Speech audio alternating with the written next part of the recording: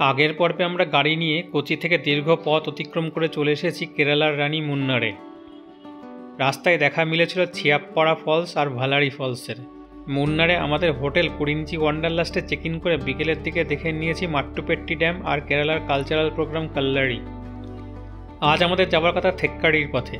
আজকের ভিডিওতে আপনার জন্য রইল আমাদের সেই থেক্কাড়ি ভ্রমণের রোমাঞ্চকর অভিজ্ঞতা।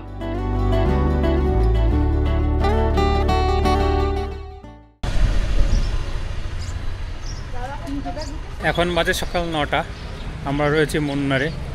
কালকে এক পশলা বৃষ্টি হয়ে যাওয়ায় মুন্নারে বেশ ঠান্ডা পড়ছে। এখন আমরা রওনা দিচ্ছি থেক্কাড়িতে। টাইম লাগবে প্রায় ঘন্টা 3।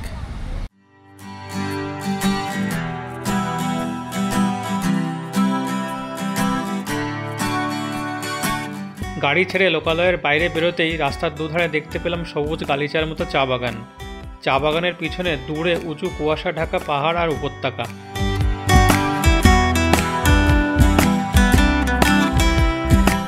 চলতে চলতে একটা ঝর্ণার সঙ্গে আচমকা দেখা হয়ে গেল।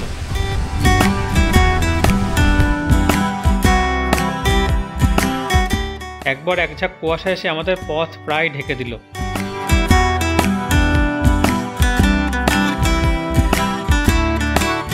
সরপিল পথের পাকদণ্ডি বেয়ে আমরা নিচের দিকে নামতে শুরু করলাম।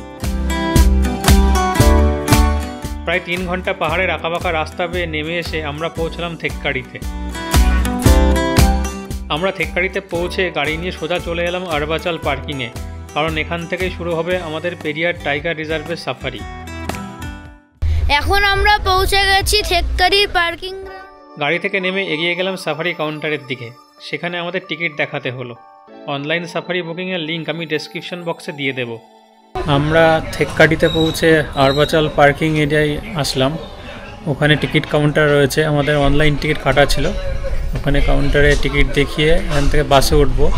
বাস আমাদের নিয়ে যাবে বোট ল্যান্ডিংয়ে। তারপর বোট ল্যান্ডিং থেকে বোটিং শুরু হবে। বাস এসে দাঁড়াতেই আমরা উঠে সিট নিয়ে বসলাম। বাস ছেড়ে দিল। আমরা টিকিট দেখিয়ে বাসে উঠে পড়লাম। বাস এবার প্রচণ্ড ঝাঁকুনি দিতে দিতে আমাদের নিয়ে যাচ্ছে বোট ল্যান্ডিংয়ের দিকে।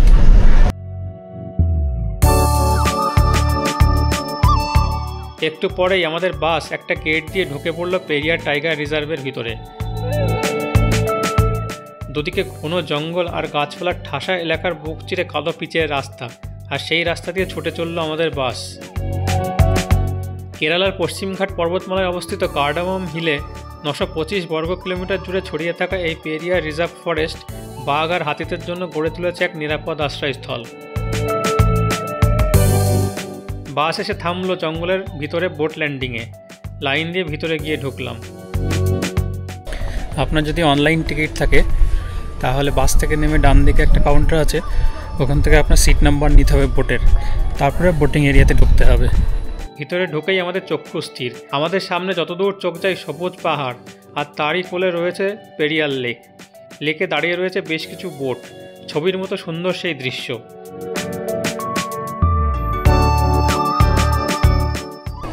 আমরা বোট ল্যান্ডিংয়ে দাঁড়িয়ে আছি। সামনে যেখান থেকে বোটটা ছাড়বে সেখানে একটা ওয়েটিং এরিয়া আছে। ওখানে বসে থাকতে হচ্ছে। 1:45 আমাদের স্লট। 1:30টার সময় গেট খুলবে। তারপরে আস্তে আস্তে বোটে গিয়ে উঠবো। তারপরে এই লেক বেয়ে শুরু হবে আমাদের বোট সাফারি। বোট ল্যান্ডিংয়ে রয়েছে ওয়েটিং এরিয়া। সেখানে গিয়ে লেকের দিকে মুখ করে বসলাম। এখানে টয়লেটেরও সুন্দর ব্যবস্থা রয়েছে, তবে এখানে প্রচণ্ড বানরের উপদ্রব, তাই চশমা, মোবাইল, ক্যামেরা, ব্যাগ ইত্যাদি নিয়ে সাবধান। আমাদের বোট ল্যান্ডিংয়ের ওয়েটিং এরিয়া গেট খুলে দিল। এবার টিকিট দেখে আমরা ধীরে ধীরে বোটে উঠে বসব। ইট বাঁধানো সিঁড়িযুক্ত ঢালো পথ ধরে আমরা নেমে গেলাম লেকে দাঁড়িয়ে থাকা একটা বোট লক্ষ্য করে। ওই যে বোটটা দেখা যাচ্ছে, ওই বোটটা আমাদের জন্য অ্যালোকেট হয়েছে। আমাদের সিট নাম্বার হচ্ছে 12, 13, 14, 15, 16। আমরা 5 জন মেম্বার।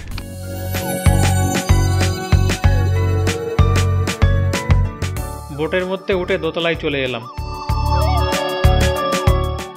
আমাদের যে বোটটা আছে এই বোটটা দোতলা। আমাদের দ্বিতীয় তলায় সিট নাম্বার পড়েছে। তো ছোট্ট একটা সিঁড়ি দিয়ে নিচতলা থেকে উপর তলায় উঠে এলাম। উপর থেকে ভিউটা আরও বেশি ভালো লাগছে। আমরা লাইফ জ্যাকেট পরে নৌকাতে একদম সেট। এবার নৌকা ছাড়লেই হলো। মহেন্দ্রক্ষণ উপস্থিত। বোটের বাঁধন খুলে দেওয়া হলো, আর বোট ভটভট করতে করতে বাঁক নিয়ে পেরিয়ার লেক বেয়ে শুরু করলো তার যাত্রা।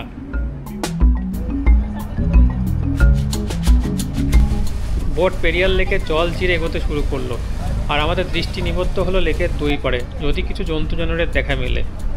দুপাশে পাহাড়, সেই পাহাড়ের পাদদেশে সমতল স্থানে সবুজের প্রলেপ, মাঝখান দিয়ে এই লেক, আর তার মাঝে এই বোট। সেই অভিজ্ঞতা আমাদের মোহিত করে দিল কয়েক মুহূর্তেই।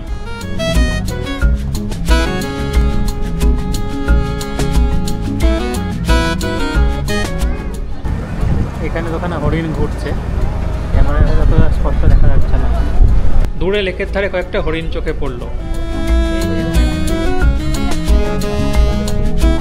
কিছুক্ষণ পরে আবার হরিণের দেখা মিলল।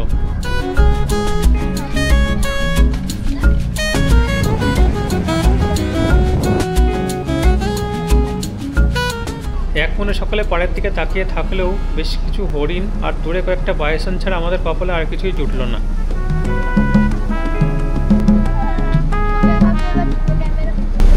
আমরা বোটিং করছি আর বাইরে ঝেপে বৃষ্টি নেমেছে। চারিদিকে নেচার অভূতপূর্ব সুন্দর হয়ে উঠেছে, দারুণ মজা লাগছে এখন।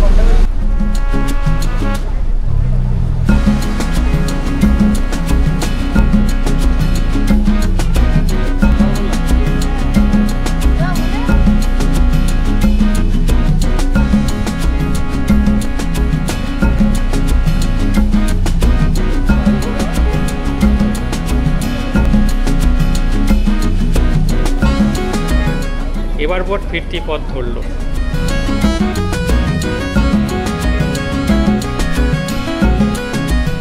আমাদের বোট সাফারি শেষ হয়ে গেল। বোট এবার বোট ল্যান্ডিংয়ে ফেরত এসছে। এবার আমরা ল্যান্ডে চলে যাব, তারপর ওখান থেকে বাস নিয়ে আবার ফেরত যাব পার্কিংয়ে। বোট থেকে নেমে ঢালু রাস্তা পেয়ে উঠে এলাম উপরে। সেখানে বাসের জন্য কিছুক্ষণ অপেক্ষা করতে হলো।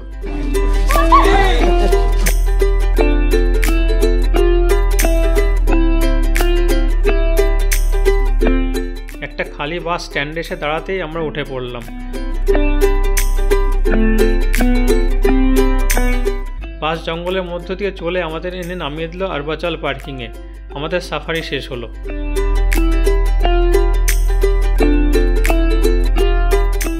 আমাদের পেরিয়ার টাইগার রিজার্ভ সাফারি শেষ হলো। জন্তু জানোয়ার তেমন কিছু দেখিনি, শুধু কিছু হরিণ, বাইসন আর কতগুলো বাদর দেখলাম। তবে বৃষ্টির মধ্যে লেকে সাফারির যে অভূতপূর্ব অভিজ্ঞতা, সেটা সারা জীবনের স্মৃতি হয়ে রইল আমার কাছে। আজ সকালে সময়ের অভাবে ব্রেকফাস্ট হয়নি, তাই পার্কিংয়ে একটা ছোট্ট স্টল থেকে বান, পাউরুটি আর কফি খেয়ে নিলাম।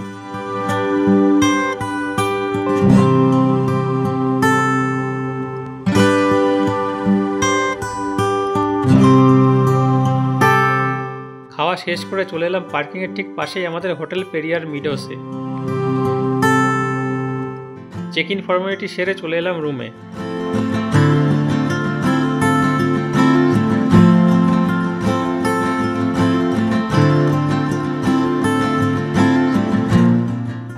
থেক্কাড়িতে আমাদের হোটেল পেরিয়ার মিডোস।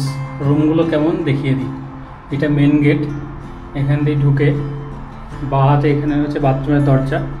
আমরা যদি সোজা এগিয়ে যাই, ডান দিকে একটা বড় দেয়াল পর্দা দিয়ে ঢাকা, পরে দেখছি। একটু বাঁদিকে ঘোরালে এখানে টেবিল আর চেয়ার, ওদিকে একটা ওয়ার্ড্রপ, এদিকে আয়না, তার উপর একটা লাইট লাগানো রয়েছে।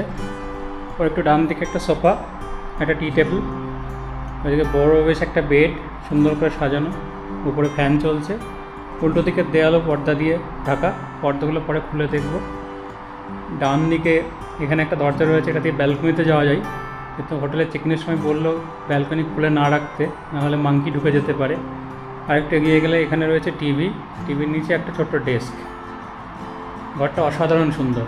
যদি পর্দাগুলোর দিকে এগিয়ে যাই, এই পর্দা খুলছি, বাহ, বাইরে সুন্দর পেরিয়ার টাইগার রিজার্ভের ভিউ। এই পুরো এরিয়াটাই পেরিয়ার টাইগার রিজার্ভ। এবার বাথরুমটা দেখিয়ে দিই। ঢুকতে এখানে একটা টাওয়েল দেওয়া রয়েছে। আমি যদি হাতলটা ঘুরিয়ে দরজাটা খুলি আর যদি ক্যামেরাটা ডান দিকে ঘোরাই, এখানে রয়েছে বিশাল বড় একটা আয়না, নিচে বেসিন, কল, এদিকে একটা হ্যাঙ্গার, এখানে কিছু শেভিং সাবান এসবের সরঞ্জাম রয়েছে, দুটো গ্লাস রয়েছে। বাঁ দিকে যদি ঘোরাই, এখানে সুন্দর একটা কোমোড রয়েছে, দরজাটা বন্ধ করে দিই। উপরে র্যাকে টাওয়েল রাখা রয়েছে। ডান দিকে এখানে পর্দা, এই পর্দার ওদিকে স্নানের জায়গা। এটা যদি খুলি দেখতে পাবো এখানে একটা হ্যান্ডেল রয়েছে, এদিকে ঠান্ডা গরম জল বেরোনোর কল, উপরে সুন্দর একটা শাওয়ার, এদিকে চলছে এক্সস্ট ফ্যান। অপূর্ব সুন্দর বাথরুম। হোটেলের গ্রাউন্ড ফ্লোরে রয়েছে গেমস রুম আর রেস্টুরেন্ট।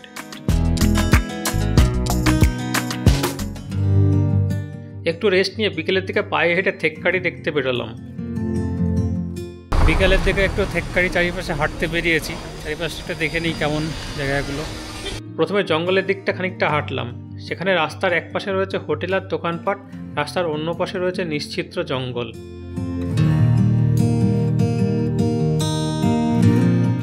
এবার উল্টো দিকে পা বাড়ালাম, কিছুক্ষণ হোটেল আর দোকানপাট দিয়ে সাজানো রাস্তা দিয়ে পৌঁছে গেলাম হাই রোডে।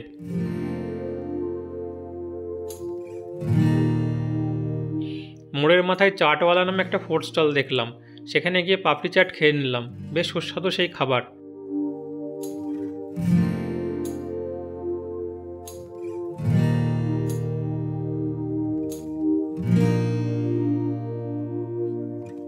একটা দোকানের ভিতরে ঢুকে স্থানীয় চা, কফি আর মশলার গিফট প্যাক কিনে নিলাম। সন্ধে নামতে ফিরে এলাম হোটেলে। পরদিন সকালে আমরা রওনা দিলাম অ্যালেপ্পির পথে, যেখানে আমাদের জন্য অপেক্ষা করে রয়েছে চলন্ত হাউসবোটে রাত কাটানোর মতো এক অনবদ্য অভিজ্ঞতা। তবে সে গল্প নিয়ে ফিরছি পরের পর্বে। আশা করি আমার এই ভিডিও আপনাদের ভালো লেগেছে। যদি ভালো লেগে থাকে লাইক, শেয়ার, সাবস্ক্রাইব করবেন আর বেল বাটনটা অবশ্যই চেপে দেবেন, যাতে নতুন কোনো ভিডিও আপলোড করলে আপনি জানতে পারেন। খুব শীঘ্রই ফিরছি এরকম সুন্দর একটা বেড়ানোর ভিডিও নিয়ে। ততক্ষণ সবাই সঙ্গে থাকুন, সুস্থ থাকুন।